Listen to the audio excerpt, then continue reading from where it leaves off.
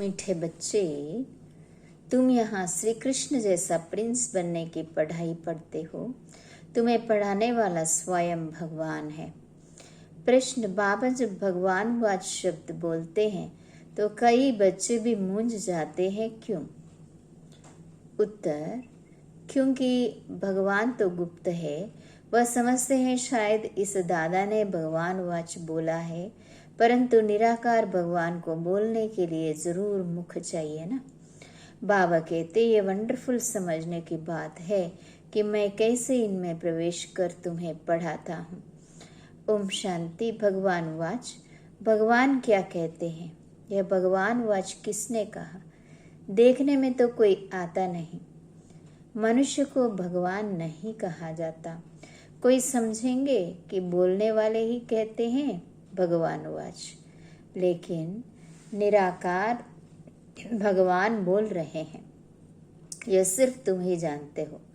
यह कौन बैठा है, भगवान कहाँ है, यह नई बात है ना, इसलिए मनुष्य मूंझ जाते हैं।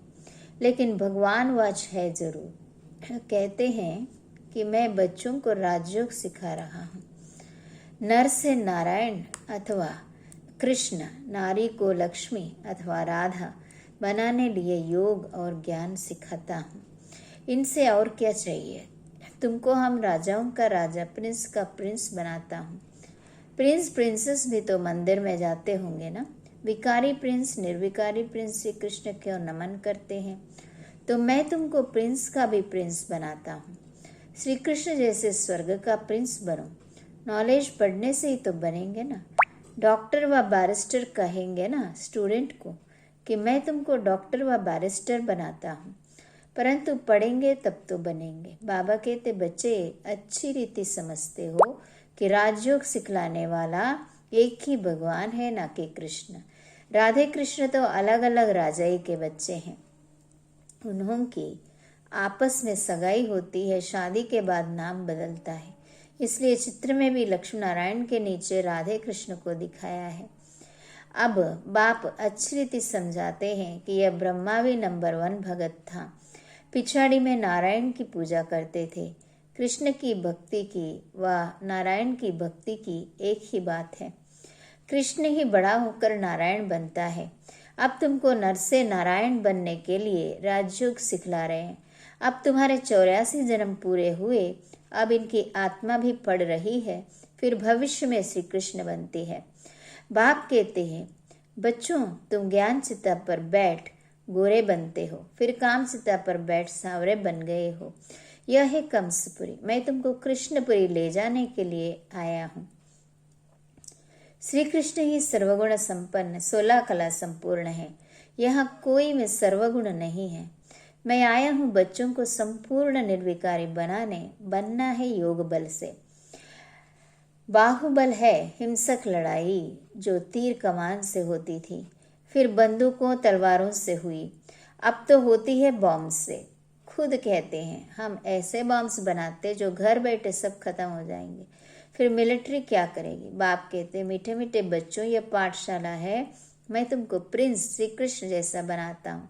जो फर्स्ट प्रिंस सतयुग का था वह अब 84 जन्म लेकर कलयुग में बेगर बना है। भारत में ही उनका राज्य था, फिर पुनर्जन्म लेना पड़े ना। कृष्ण को भगवान कहते तो भगवान फिर पुनर्जन्म में कैसे आएगा? भगवान तो निराकार है, वह है ही एक रचयिता, बाकी सब है रचना। तब तो कहते हैं कि हम आत्माएं सब भाई भाई हैं। बाप समझाते हैं कि तुम ब्रह्म कुमार कुमारी आपस में भाई बहन ठहरे, तो फिर क्रिमिनल असॉल्ट कैसे हो? तुम वर्षा एक बाप से लेते हो भविष्य के लिए। अगर पवित्र नहीं रहेंगे तो शांतिधाम सुखधाम में कैसे जाएंगे? पुकारते भी हैं हम पतित बन गए हैं, पावन बनाने आओ। तो बाप कहते मुझे याद करो, ये तुम्हारा अंतिम जन्म है। तुम सब आत्माएं अब वापस वानप्रस्थ में जा सकती हो, इसलिए वानप्रस्थी हो। ऐसा कोई गुरु रास्ता बता ना सके। यह ज्ञान है ही एक बाप के पास, वही पतित पावन निराकार है। बाप कहते हैं कि मुझे याद करो थोड़े टाइम के लिए। मैंने इस तन का लोन लिया है, शरीर बिगर आत्मा कैसे बोल सकेगी? भगवान वाचे कि मैं बूढ़े साधारण तन में प्रवेश कर तुम बच्चों को पढ़ाता हूँ। मैं गर्भ में नहीं आता हूँ। गर्भ में आने वाले को तो पुनर्जन्म में आना पड़े। मैं एक ही बार आता हूँ। प्रकृति का आधार मुझे जरूर चाहिए। मैं इसमें बैठ तुमको पढ़ाता हूँ। यह तो पहले अपना जवाहरात का धंधा करता था। कोई गुरु ने नहीं सिखाया।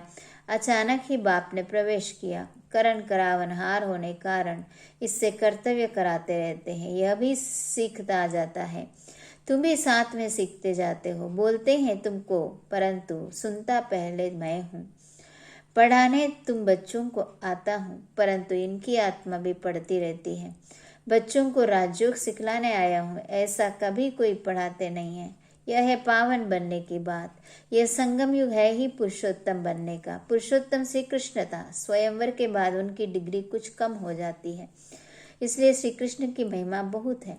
नाम ही है श्री कृष्णपुरी। इनको कहा जाता है कंसपुरी। बाकी कहानी बनाई है कृष्ण और कंस की। बच्चों को समझाया है कि परिपक्व अवस्था होने से भक्ति आप ही छूट जाएगी।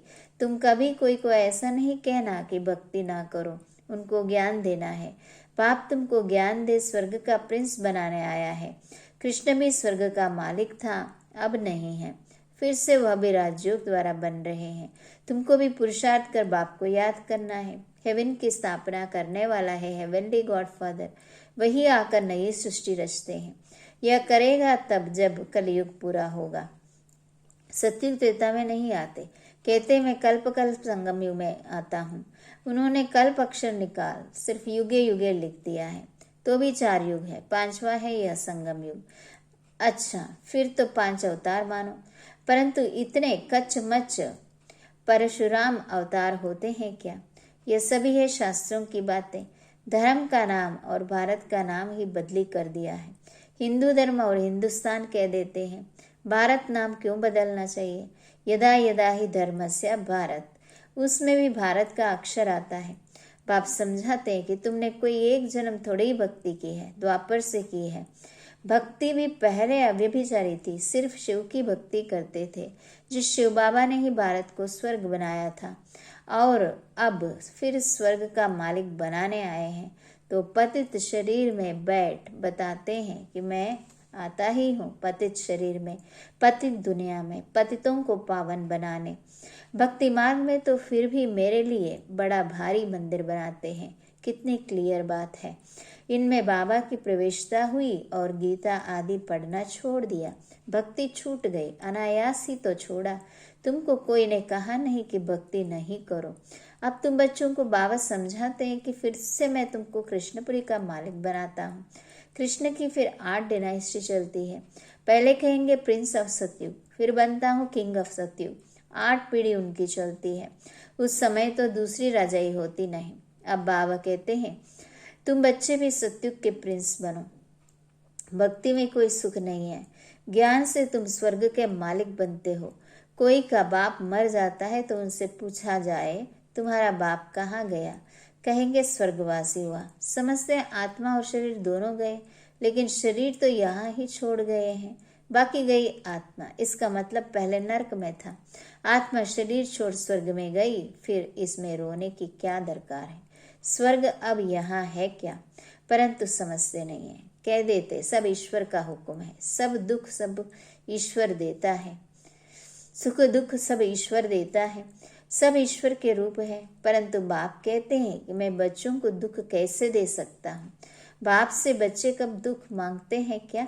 बाप तो बच्चों को लायक बनाकर प्रॉपर्टी दे जाते हैं, बाकी दुख तो हर एक को कर्मों के अनुसार ही मिलता है। बाप कहते कि अभी बच्चे आदि कुछ नहीं मांगो, अभी यह प्रॉपर्टी आदि सब खत्म होने वाली है, फिर तुम्हारे बच्चों को क्या मिलेगा? इतना समय ही नहीं है जो तुम्हारी प्रॉपर्टी का बच्चा मालिक बन सके। बच्चा बड़ा हो तब तो मालिक बने, परंतु इतना टाइम ही नहीं है। विनाश सामने खड़ा है। मनुष्य तो कहते हैं कि कलयुग में अर्जुन 40,000 वर्ष पड़े हैं। यह ब्रह्म कुमार कुमारियां तो विनाश विनाश करते रहते हैं। कहानी है ना, शेर आया, आखिर तो आया और खा गया।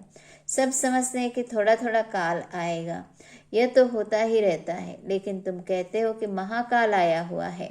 शिव बाबा कालों का काल आया हुआ है जो सभी आत्माओं को वापस ले जाएगा, तो शरीर तो जरूर छोड़ना पड़े। इसलिए बाबा कहते योग से पवित्र बनो, आत्माओं को पवित्र बनाए फिर वापस ले जाएंगे। अगर पवित्र नहीं बनेंगे तो बहुत सजाएं अंत में खानी पड़ेंगी और उच्च पद भी पा नहीं सकेंगे। Shri Krishna number 1 pass with honour है, उनको स्कॉलरशिप मिलती है, 21 जन्म राज्य पाते हैं। कितना सहज समझाते हैं, बुद्धि में बैठता भी है फिर गुम हो जाता है। किसको भी भक्ति छुड़ानी नहीं है। बाप आए हैं भक्तों को भक्ति का फल देने। कहते हैं मैं कल्प पहले मिसल फिर उसी साधारण तन में आया हूँ, कल्प कल्प आकर तुमको पढ़ाता हूँ। यह है ऊंच से ऊंच पढ़ाई।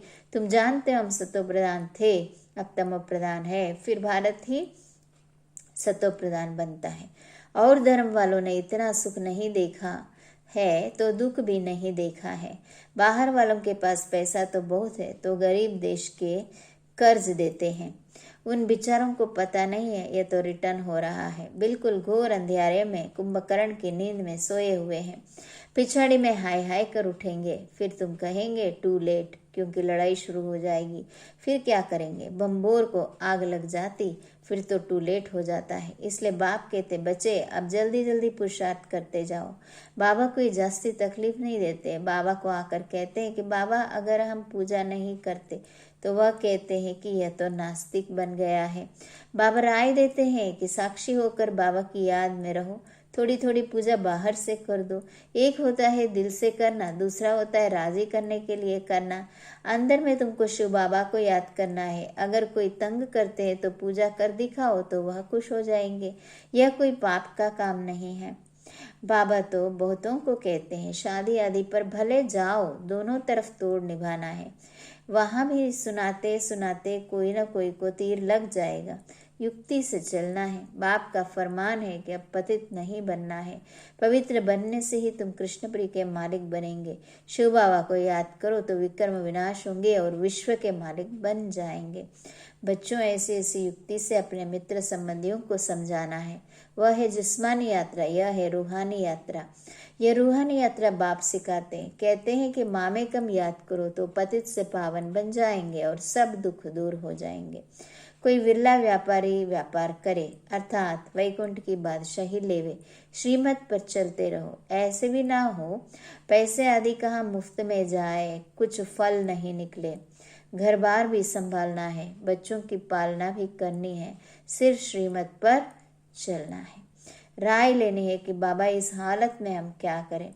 बाबा बच्ची कहती है कि हम शादी करें तो बाबा कहते हैं कि शादी करानी ही पड़ेगी क्योंकि उनका हिस्सा है, उनको दे दो। बाप सिर्फ समझाते हैं, फिर भी कुछ पूछना हो तो पूछ कर श्रीमत पर चलो। बच्चों को बाप की आज्ञा पर चलना है, इसमें ही कल्याण है। अच्छा, मीठे मीठे से खिलते बच्चों प्रति माता पिता बाप दादा का याद प्यार और गुड मॉर्निंग। रूहानी बाप की रूहानी बच्चों को नमस्ते। हम रूहानी बच्चों की रूहानी माता पिता बाप दादा को याद प्यार गुड मॉर्निंग और नमस्ते। नमस्ते बाबा, नमस्ते। धारणा के लिए मुख्य सार, हर कर्म साक्षी होकर शिव बाबा की याद में करना है। लौकिक अलौकिक दोनों तरफ तोड़ निभाना है। लौकिक से युक्ति युक्त चलना है। दूसरी पॉइंट, इस समय अंतिम जन्म में भी यह वानप्रस्थ अवस्था है, वापस घर जाना है, इसलिए पावन जरूर बनना है, कोई भी बंधन नहीं बनाने हैं। वरदान, पुराने संस्कारों व विघ्नों से मुक्ति प्राप्त करने वाले सदा शक्ति संपन्न भव। किसी भी प्रकार के विघ्नों से, कमजोरियों से या पुराने संस्कारों से मुक्ति चाहते हो तो शक्ति धारण करो, अर्थात अलंकारी रूप होकर रहो। जो अलंकारों से सदा सजे सजाए रहते हैं वह भविष्य में विष्णु वंशी बनते हैं, लेकिन अभी वैष्णव बन जाते हैं। उन्हें कोई भी तमोगुणी संकल्प व संस्कार टच नहीं कर सकता। वे पुरानी दुनिया अथवा दुनिया की कोई भी वस्तु और व्यक्तियों से सहज ही किनारा कर लेते हैं। उन्हें कारणे अकारणे भी कोई टच नहीं कर सकता। स्लोगन, हर समय हर कर्म में बैलेंस रखना ही सर्व की ब्लेसिंग प्राप्त करने का साधन है। ओम शांति।